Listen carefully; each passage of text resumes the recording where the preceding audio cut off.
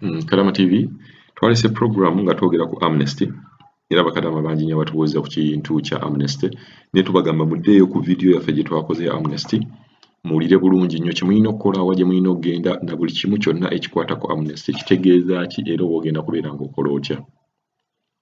Kati ndese program eno wa video eno gye tugenda okukola oba audio ze mugenda okubeera nga muwuliriza nga ekwata ku ate ebintu ebipya abantu be bakakwata bo boogera mujja bawuliriza malowoozi gaabwe.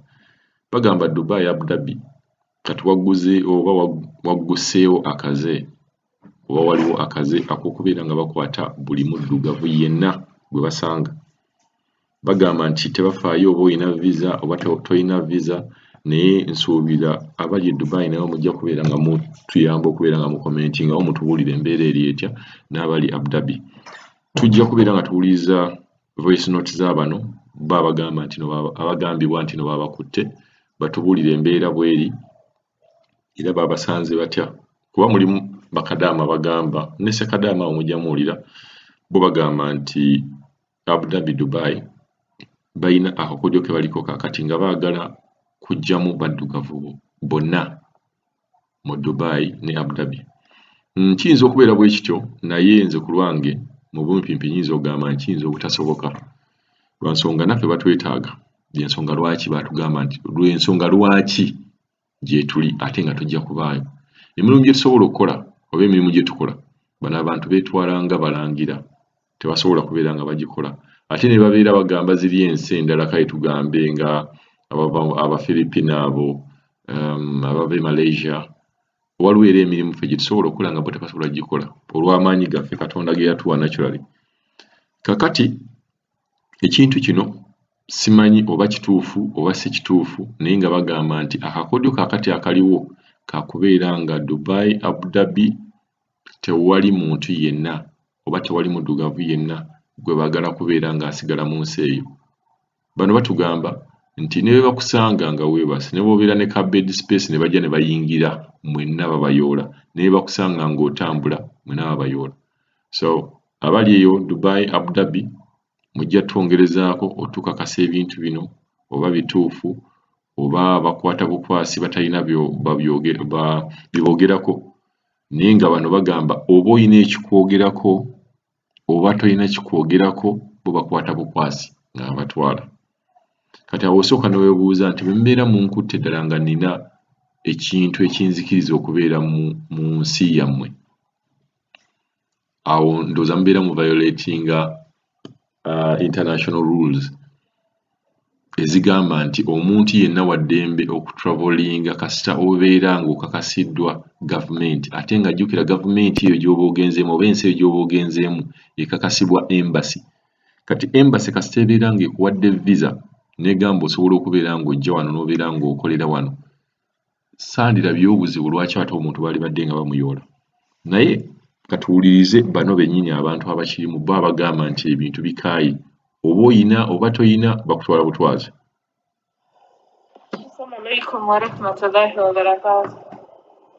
Nti mbadde nkugamba ffe engeri gye batukwatamu bana babakwatanga in fact twali twebase ssaba 11 twali twebase ne bajja tugenda okuwulira bakoono ogujji bakoona nti poliisi abaaliwo baali bakimanyidde kubanga olumu yateranga nejja naye nga babawa biwandiiko nga bw'obeera n'ebiwandiiko byo infact n'okutwala tebakutwala nga bakebera awo ne bakuta naye ku luno baatugamba nga muteekemu amasimu muteekemu passports zammwe muteekemu ID zammwe ne babateeka ku mpingo ne mugenda nga tumanyi era nga abaana bagumye era n'abajja tukwata baatugamba awe mutuuka ku poliisi nga temulina musango bagenda bbata tutuuka ku poliisi oba yali yawa si kyabijjukira nga batugamba nga poliisi ejjudde nga batugamba nti tugende bagenda kebera in fact batujjana nga batugamba tutuuka ku poliisi nga bakebera oba tolina musango ng'odda tugenda tutuuka ku poliisi nga ate batugamba batwongerayo ne batwongerayo simanyi ali watiba eyo gye tubadde mu ddungu eyo teri amanyi gye tubadde kusuula ku njegere musuula bubi mulya bubi ennaku gye tulabidde eyo tutuuka eyo batugamba kubanga batuyingizawo Friday batugamba within the weekend weggwako Sunday bagenda tuta Sunday neggwako nga tewali kitambula. Awo ne tulyoka tukalakata tumazeeyo weeks mmeka, in fact mwezi tumazeeyo mwezi mulamba, naye nga balina kuba tugamba enkya weeks 2 weeks 3 weeks mmeka bwe batyo.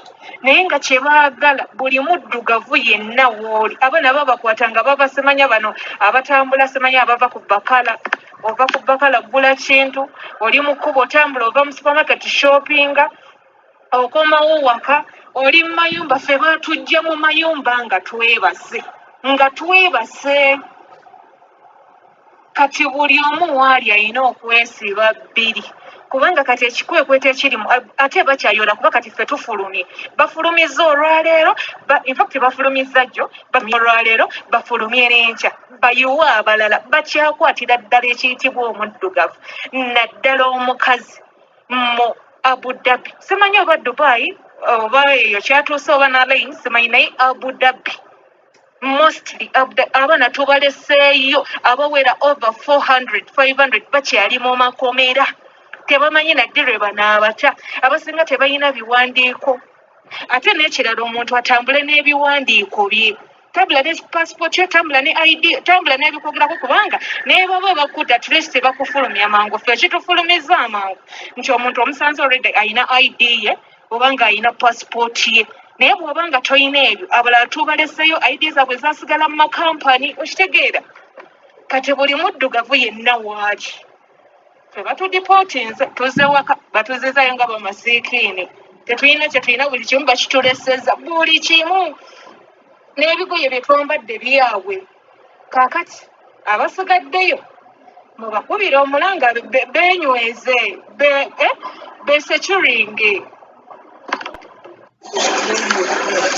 Siri Abu Dhabi kati ndi Dubai ku kisaawe, bagenda tuti Karonda amuleseeyo akyaliyo, ffe tusoose okufuluma. Just ndowooza balonza at random, naye oba olina visa oba olina Emirates, Abu Dhabi tekyayagala kumanya, tebaagala kumanya oba okolera kampuni ya gavumenti oba ki.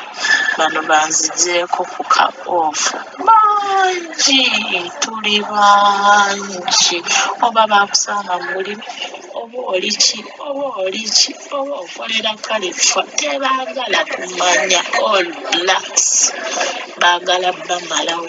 Aba Emirates road akyaliyo musibe, oba akyanse n'amukwata n'afuluma wiiki eno ne bamutikka, naye nga bonna buli omu dipote. Aba takisi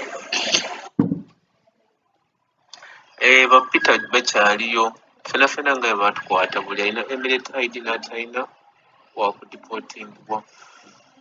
Naye era mubeere beegendereza kubanga baddugavu bakyabakwata, tebalina musango gye batuggulako. Just mbu waliwo simanyi bitegerekeka, naye nga baddugavu bonna gye muli eyo, era okubeera safe ndowooza tubeera ku kizimbe kiriko baddugavu bangi, Bannayuganda n'Abanigeria. Bw'obeerabeerako nga weesuddekokko naye omanya nti kati nga okufuata sex bwe muli oba toli safe.